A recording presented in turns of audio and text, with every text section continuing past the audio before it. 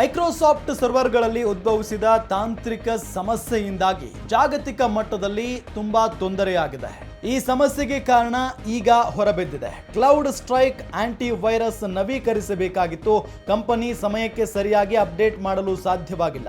ಇದರಿಂದಾಗಿ ಜಗತ್ತು ಈ ಐಟಿ ಬಿಕ್ಕಟ್ಟು ಎದುರಿಸುವಂತಾಯಿತು ಅಂತ ಮೈಕ್ರೋಸಾಫ್ಟ್ ಸಂಯೋಜಿತ ಸೈಬರ್ ಸೆಕ್ಯುರಿಟಿ ಸಂಸ್ಥೆ ಹೇಳಿದೆ. ಈ ಸಮಸ್ಯೆ ಮೊದಲು ಅಮೆರಿಕದ ಫ್ರಾಂಟಿಯರ್ ಏರ್ಲೈನ್ಸ್ನಲ್ಲಿ ಉಂಟಾಗಿದ್ದು ಕ್ರಮೇಣವಾಗಿ ಪ್ರಪಂಚದಾದ್ಯಂತ ಹರಡಿತ್ತು.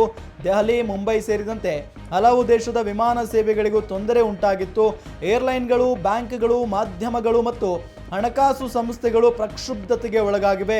ಮೈಕ್ರೋಗೆ cloud strike anti virus attack ಆಗಿರೋದು ಬಹಳ ಸ್ಪಷ್ಟವಾಗಿ ಗೊತ್ತಾಗಿದೆ.